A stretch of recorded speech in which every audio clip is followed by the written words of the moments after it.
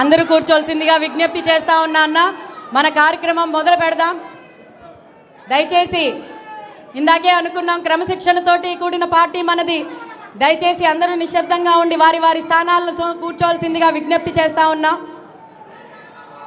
1982 మార్చి 29న అన్న నందమూరి తారక రామారావు గారు స్థాపించిన మన తెలుగుదేశం పార్టీ మార్చి 29 అంటే కేవలం తెలుగుదేశం పార్టీ ఆవిర్భావమే కాదన్నా, తెలుగువారి కీర్తిని ప్రపంచానికి చాటి చెప్పడానికి పునాది పడిన పవిత్రమైన రోజు. 4 దశాబ్దాలు దాటి ఇప్పుడు 44 ఏళ్ళు తెలుగువాడి గొంతుగా తెలుగుదేశం పార్టీ ప్రస్థానం కొనసాగుతోంది. ఈ సుదీర్ఘ ప్రయాణంలో అనేక సంక్షోభాలు, సవాళ్ల మధ్యలో కూడా అండగా నిలిచిన తెలుగుదేశం పార్టీ నాయకులకు, కార్యకర్తలకు, అభిమానులందరికీ ఆవిర్భావ దినోత్సవ శుభాకాంక్షలు. మహిళలకు ఆస్తి హక్కు కల్పించడం కన్నా బడుగు బలహీన వర్గాలకు రాజకీయాల్లో ముందుకి భాగస్వామ్యంగా నడిపించాలన్నా తెలుగుదేశం పార్టీయే ఉంది.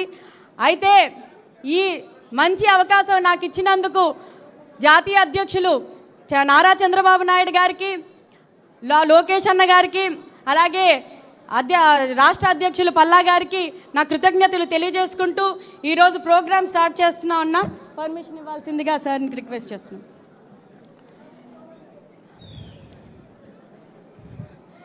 రెండు ఆడియో వీడియో విజువల్స్ ఉన్నాయి.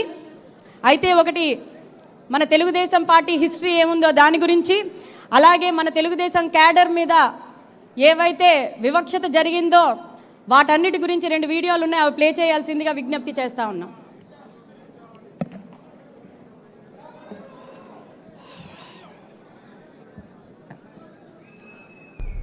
తెలుగుదేశం ఇది కేవలం ఒక రాజకీయ పార్టీ పేరు కాదు, ఒక జాతి ప్రజల అస్తిత్వ పోరాట సంకేతం, ఒక ప్రాంత ప్రజల ఆత్మగౌరవ ప్రతీక.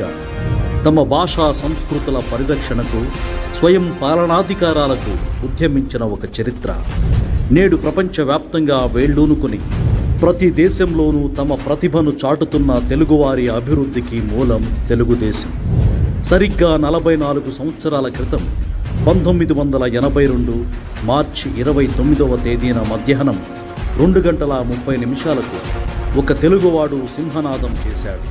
రైతు కూలీల రక్తంలో నుంచి, నిరుపేదల కన్నీటిలో నుంచి, కష్టజీవుల కంటి మంటల్లో నుంచి, అన్నాస్తుల అక్కందరలో నుంచి పుట్టింది ఈ తెలుగుదేశం.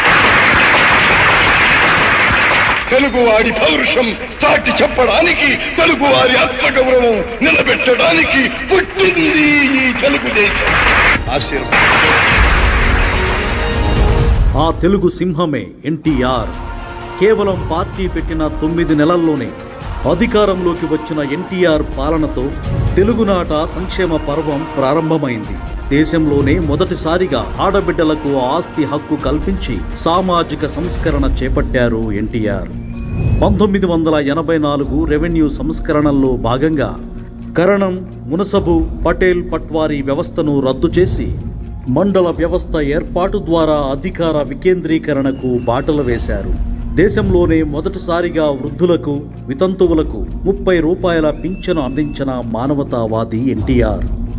ఎన్టీఆర్ రూపంలో పేదలకు పట్టెడన్నం, కట్టుకోవడానికి బట్ట, తలదాచుకోవడానికి పక్కా ఇల్లు అందించిన తెలుగుదేశం చంద్రబాబు గారి రూపంలో సామాన్యుడి కలలకు రెక్కలు తొడిగి ఆకాశాన్ని అందుకునే అవకాశాలను అందించింది. పాలనలో సాంకేతికతను ప్రవేశపెడుతూ దేశంలోనే మొట్టమొదటిసారిగా ఈ గవర్నెన్స్కు నాంది పలికిన చంద్రబాబు గారు ఆంధ్రప్రదేశ్ విజన్ 2020 పేరుతో ఓ దార్శనిక పత్రాన్ని చంద్రబాబు గారు విడుదల చేసినప్పుడు ఆ మాట విని నవ్విన వారికి సమాధానమే సైబరాబాద్. ఐటీ అన్న పదాన్ని మారుమూల తెలుగు యువతకు పరిచయం చేస్తూ 1998లో ప్రారంభమైన హైటెక్ సిటీ ఒక అంతర్జాతీయ సంచలనం.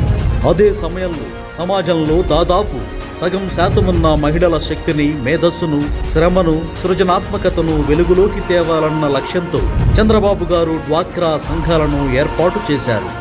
మహిళలకు విద్యా ఉద్యోగాలలో 33% రిజర్వేషన్లు అమలు చేసి ఎంతోమంది ఆడపడుచులకు ఉన్నత విద్య, ఉన్నత ఉద్యోగాలు అందేలా చేశారు. సంపన్న వర్గాలకే పరిమితమైన గ్యాస్ స్టవ్ వినియోగాన్ని దీపం పథకంతో పేదల వంటింట్లోకి తెచ్చారు. జన్మభూమి, ప్రజల వద్దకు పాలన, ఈ గవర్నెన్స్, మీ సేవ, రైతు బజార్, పచ్చదనం, పరిశుభ్రత, ఫైళ్ల క్లియరెన్స్ వారోత్సవాలు, ఇలా ఎన్నో వినూత్న ఆలోచనలతో రాజకీయాలు ప్రజల జీవితాలను, సమాజాన్ని బాగు చేస్తాయన్న భావనను కలిగించారు. చంద్రబాబు గారి హయాంలో వేల కొద్దీ ఐటీ ఉద్యోగాలతో పాటు వేల కొద్దీ ప్రభుత్వ ఉద్యోగాలు కూడా యువతకు అందివచ్చాయి. జాతీయ రాజకీయాలలో సైతం నిర్ణయాత్మక శక్తిగా ఎదిగి ప్రధానులు, రాష్ట్రపతుల నియామకాలలో కీలక పాత్ర పోషించింది తెలుగుదేశం పార్టీ. నాటి నుంచి నిన్నటి 2024 ఎన్నికల్లో 94% స్ట్రైక్ రేట్తో మరో చారిత్రక విజయం సాధించే వరకు పార్టీ సాధించిన ప్రతి విజయం వెనుక కార్యకర్తల కష్టం ఉంది, వారి కుటుంబాల త్యాగఫలం ఉంది. ఇది గుర్తించి పార్టీ కార్యకర్తల కోసం ప్రత్యేకంగా ఒక సంక్షేమ విభాగాన్ని నెలకొల్పిన మానవతావాది లోకేష్ గారు. తెలుగుదేశం పార్టీలో 3వ తరం నాయకుడిగా ఆయనలో యువ ఉత్తేజంతో పాటు నిలకడగా, లోతుగా ఏ సమస్యనైనా మానవతా దృక్పథంతో ఆలోచించే పరిణితి ఉంది. ఇటువంటి నాయకుల చేతిలో తీర్చిదిద్దబడిన తెలుగుదేశం పార్టీ 44 ఏళ్లుగా తెలుగువారి జీవనంలో ఒక భాగమైపోయింది అంటే అతిశయోక్తి కాదు. అటువంటి తెలుగుదేశం పార్టీ 44వ ఆవిర్భావ దినోత్సవం సందర్భంగా పార్టీ కార్యకర్తలకు శుభాకాంక్షలు. జై తెలుగుదేశం అన్నా. కోటి మంది 44 ఏళ్ల ప్రజా ప్రస్థానంలో తెలుగుదేశం పార్టీ ఎన్నో ఎత్తుపల్లాలు చూసింది. అదంతా ఒక ఎత్తు అయితే 2019 నుంచి 24 మధ్య ఒక కరుడుగట్టిన సైకో మనస్తత్వం కలిగిన క్రూరమైన నేరగాళ్లతో పోరాడుతూ ఇటు పార్టీ శ్రేణులను, అటు రాష్ట్ర ప్రజలను టీడీపీ కాపాడుకుంటున్న తీరు అద్భుతం. 2019లో జగన్ ముఖ్యమంత్రి అయిన మరుక్షణం నుంచే రాష్ట్రంలో హింస మొదలైంది. తెలుగుదేశం పార్టీ నేతలు, కార్యకర్తలే కాదు, చివరికి టీడీపీ సానుభూతి పరులు కూడా జగన్ క్రూరత్వానికి బలైపోయారు. ప్రతి శని, ఆదివారాలకు ముందు టీడీపీ నేతలను టార్గెట్ చేసి అరెస్టు చేసేవారు. అచ్చెన్నాయుడు, నారాయణ, అయ్యన్న పాత్రుడు, కళా వెంకట్రావు, చిన్నరాజప్ప, డోలా వీరాంజనేయులు, కొల్లు రవీంద్ర, ధూళిపాళ్ల నరేంద్ర, బీటెక్ రవి, ప్రవీణ్ కుమార్ రెడ్డి, సోమిరెడ్డి, బీసీ జనార్దన్ రెడ్డి, దేవినేని ఉమా, నిమ్మల రామానాయుడు, ఇలా ఎంతోమంది టీడీపీ నేతలపై అక్రమ కేసులు పెట్టి అరెస్టు చేసి వేధించారు. చింతమనేనిపై 48 కేసులు, జేసీ ప్రభాకర్ రెడ్డిపై 66 కేసులు, పులివర్తి నానిపై 31 కేసులు పెట్టారు. పట్టాభి ఇంటిపై 2 సార్లు దాడి చేయించారు. మాచర్లలో బుద్దా వెంకన్న, బోండా ఉమాలపై హత్యాయత్నం చేయించారు. విజయవాడ కార్పొరేటర్ చెన్నుపాటి గాంధీపై కన్ను పోయేలా దాడి చేశారు. గన్నవరం, మాచర్ల టీడీపీ కార్యాలయాలతో పాటు టీడీపీ కేంద్ర కార్యాలయంపై సైతం వైసీపీ రౌడీలతో దాడి చేయించారు. కోడెల కుటుంబంపై 18 అక్రమ కేసులు పెట్టి మాటలతో వేధించి చివరికి ఆయన ఆత్మహత్య చేసుకునేలా చేశారు. మాన్సాస్ ట్రస్ట్ని అడ్డుపెట్టుకుని అశోక్ గజపతిరాజును తీవ్రంగా వేధించారు. సిఐడిని అడ్డుపెట్టుకుని టీడీపీ సోషల్ మీడియాను ఘోరంగా వేధించారు. ఆదిరెడ్డి కుటుంబం, ప్రత్తిపాటి పుల్లారావు, గౌతు శిరీష, అశోక్ బాబు, కూన రవి, వంగలపూడి అనిత, ఎంఎస్ రాజులపై అక్రమ కేసులు పెట్టారు. అంతవరకు ఎందుకు, సొంత పార్టీ ఎంపీ రఘురామరాజును కస్టోడియల్ టార్చర్కు గురి చేసిన తీరు దేశం మొత్తానికి తెలుసు. ఇక స్థానిక సంస్థల ఎన్నికలప్పుడు జరిగిన హింస అంతా ఇంతా కాదు.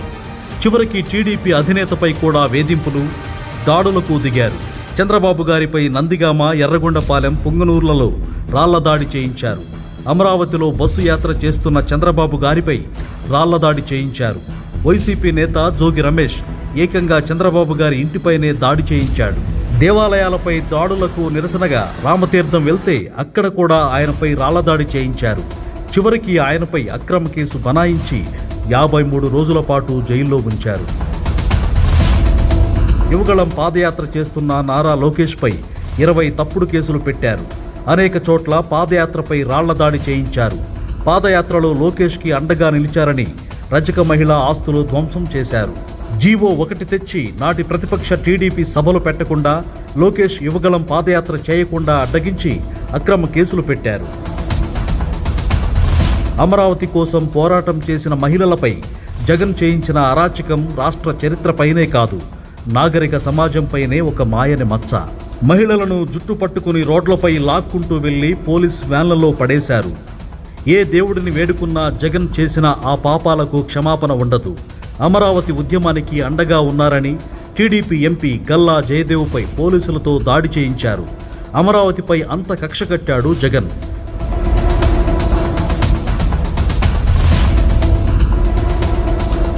తెలుగుదేశం శ్రేణులను వేధించడం అంటే రాజకీయ కక్ష అనుకోవచ్చు, కానీ దళితులను కూడా ఊచకోత కోయించడాన్ని ఏమనాలి? దళిత డాక్టర్ సుధాకర్పై దాడి చేయడమే కాక పిచ్చివాడిగా ముద్ర వేసి చంపేశారు. దళిత డ్రైవర్ సుబ్రహ్మణ్యాన్ని హతమార్చి డోర్ డెలివరీ చేసినా దిక్కులేదు. లిక్కర్ మాఫియాని ప్రశ్నించినందుకు ఓం ప్రతాప్ అనే దళిత యువకుడిని పెద్దిరెడ్డి ఏం చేయించాడో అందరికీ తెలుసు. దళితుల కోసం పోరాడిన జడ్జి రామకృష్ణను ఒక రేంజ్లో హింసించారు. ఇలా చెప్పుకుంటూ పోతే వందలాది మంది దళితుల ప్రాణాలను బలిగొన్నారు. జగన్మోహన్ రెడ్డి రాజకీయ ప్రయోజనాల కోసం కోడికత్తి పేరుతో శ్రీను అనే దళిత యువకుడిని 5 ఏళ్లుగా బెయిల్ కూడా రాకుండా వేధించడం జగన్మోహన్ రెడ్డి యొక్క పెత్తందారీ పోకడలకు నిదర్శనం. పల్నాడులో వైసీపీ నేతలు ఒక గిరిజన మహిళను ట్రాక్టర్తో తొక్కించి చంపేస్తే కనీసం ఖండించకపోవడం జగన్ రాక్షసత్వానికి నిదర్శనం. ఇక బీసీల విషయానికి వస్తే బాపట్లలో 10వ తరగతి విద్యార్థి అమర్నాథ్ గౌడ్ను సజీవంగా తగలబెట్టారు. పల్నాడులో బీసీ నేత తోట చంద్రయ్యని నడి రోడ్డుపై గొంతు కోసి చంపారు. పల్నాడులోనే జల్లయ్య యాదవ్ని దారికాచి నరికేశారు. చేనేత వర్గానికి చెందిన నందం సుబ్బయ్యని దారుణంగా నరికారు. కర్నూలు జిల్లా చింతాలంకు చెందిన మంజుల వడ్డె సుబ్బారావు ఇలా